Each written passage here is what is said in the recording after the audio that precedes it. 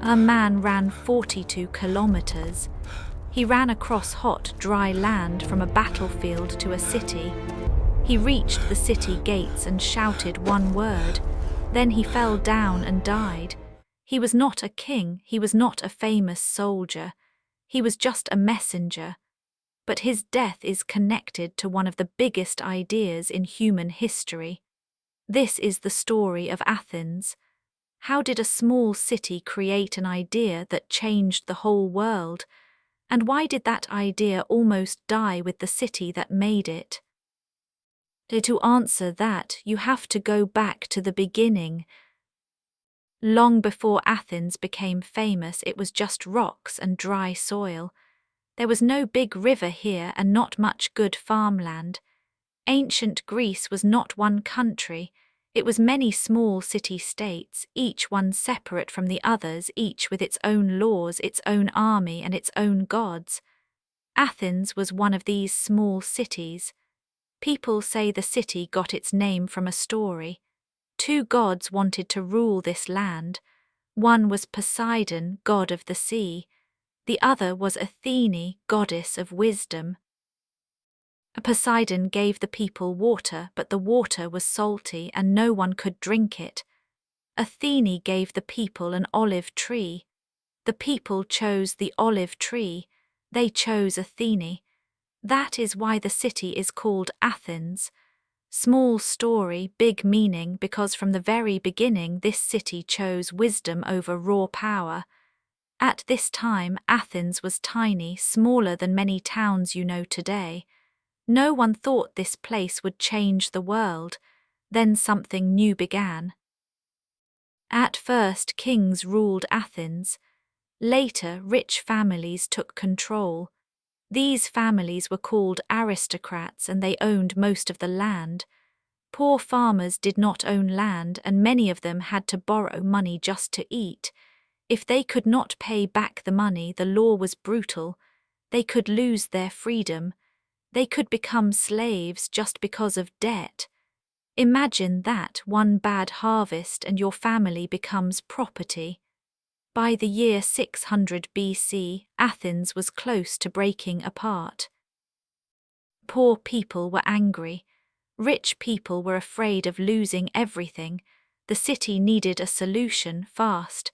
So the people chose one man to fix the laws. His name was Solon, known as a fair and wise man.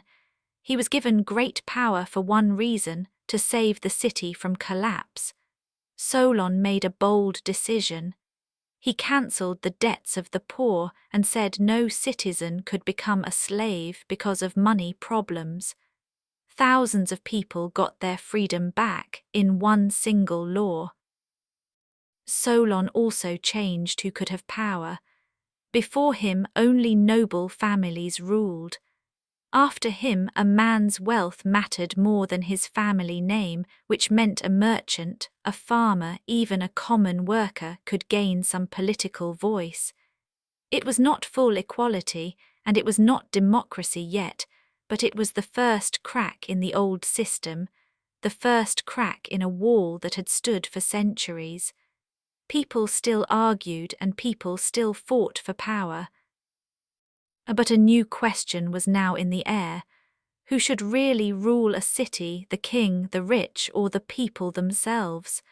That question would not go away, but peace didn't last.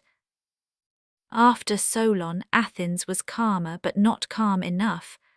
Powerful men still wanted full control and one man saw his chance. His name was Pisistratus. He used soldiers to take power by force and became what the Greeks called a tyrant. Today, tyrant means a cruel ruler, but back then it simply meant one man who ruled alone without being chosen fairly. Pisistratus was not always cruel. He actually built roads, supported artists and writers, and made Athens richer. But here is the problem. The people did not choose him. One man decided everything and everyone else had to obey. When Pisistratus died, his sons took his place, and for almost 50 years one family controlled Athens like this, 50 years under the rule of just one household. But the people of Athens had not forgotten Solon's ideas. They had not forgotten the taste of having a voice. Anger grew year after year. Finally, the people rose up. They got help from a powerful rival city called Sparta, and together they removed the tyrant's family from power. The old system was broken. Now Athens faced a new question again: what comes next? Some men wanted the aristocrats back in control. Some wanted a stronger king. But one man had a very different idea. His name was Cleisthenes, and he believed something radical for his time.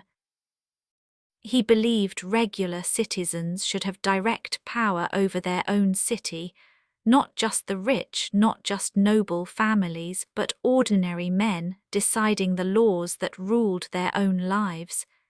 It was a dangerous idea. It had never truly worked before anywhere in the world. A small city can start a big idea, and Athens was about to prove it. Then democracy was born. In the year 508 BC, Cleisthenes changed everything. He created a new system of government in which every free adult male citizen could vote, not just the rich, not just noble families, but ordinary farmers, ordinary workers, ordinary men. They could vote on laws. They could vote on war and peace. They could even vote to remove a leader who became too powerful. This system had a name. The Greeks called it democratia, power of the people. Historians today call this the first democracy in recorded history. Think about that for a moment. Before this, kings ruled, tyrants ruled, rich families ruled. Now, for the first time, common citizens had real political power. But this democracy was not perfect, and it was not equal for everyone. Women could not vote. Enslaved people could not vote. Foreigners living in Athens could not vote. In fact, only a small part of the population could actually vote, and most people living in Athens had no voice at all. So this was not democracy as we understand it today. It was limited and it was flawed, but it was still something new under the sun. A small city can start a big idea, and even an imperfect idea can change the world. Athens now had a new kind of strength, not just soldiers, not just walls, but an idea that made citizens feel like the city belonged to them. And soon that idea would be tested by fire. Then Persia attacked. Far to the east there was a massive empire called Persia. Persia was rich, Persia was powerful, and Persia had a huge army. The king of Persia wanted to punish Athens because Athens had supported a rebellion against Persian rule.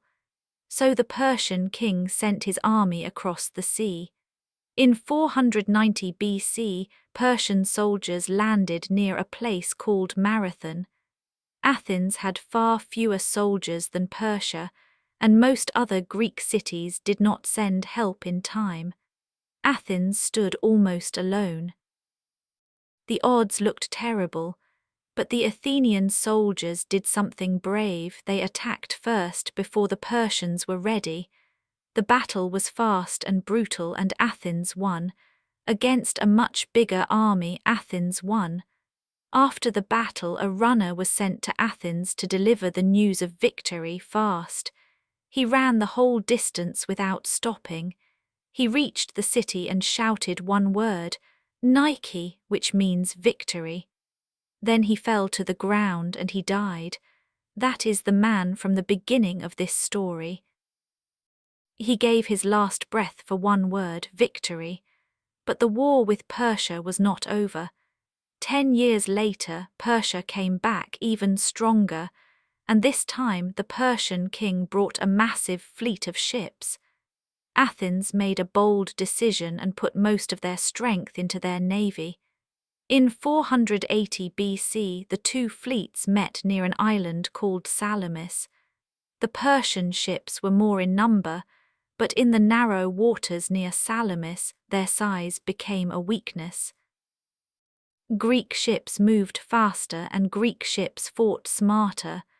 The Persian fleet was destroyed, and the Persian king watched his own defeat from a hill above the sea. Persia's massive power failed against a group of small Greek cities. Against a much bigger empire, Athens survived. Victory changed everything. After the war, Athens was not just surviving anymore. Athens was rising. Other Greek cities looked to Athens for protection, and they formed an alliance with Athens as the leader. Money flowed into the city, and with that money, Athens built something incredible. A leader named Pericles guided the city during this golden time. Pericles wanted Athens to be the most beautiful city in the world, so he ordered the construction of great buildings on a hill called the Acropolis. The most famous building was a temple for the goddess Athene, called the Parthenon. Workers built the Parthenon in about 15 years, 15 years to build something that still stands today, more than 2,400 years later. But Athens was not only about buildings. It was about ideas. Philosophers walked through the streets asking hard questions, and one of them was Socrates.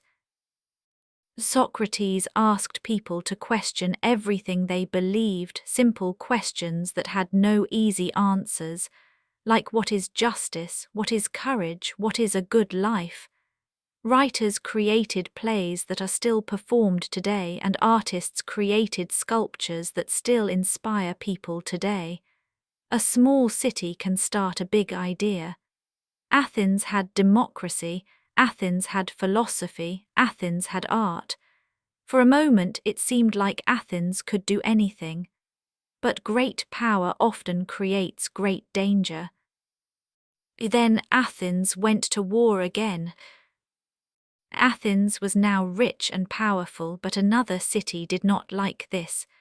That city was Sparta. Sparta was different from Athens. Athens loved art, trade, and open debate. Sparta loved discipline, order, and strong soldiers. For years these two cities were rivals, and then in 431 BC war broke out between them. This war is called the Peloponnesian War. It was not a short war. It lasted almost 30 years of fighting between Greek against Greek. In the first years of the war, disaster struck Athens from an unexpected direction. A terrible disease spread through the crowded city. Historians call it a plague, and it killed a huge number of people. It killed rich and poor, young and old. It even killed Pericles, the leader who had built the city's golden age. Athens lost its strongest voice right when it needed leadership the most. The war continued year after year. Sometimes Athens won battles, sometimes Sparta won battles. Both sides suffered heavy losses, and both sides ran low on money, food, and hope.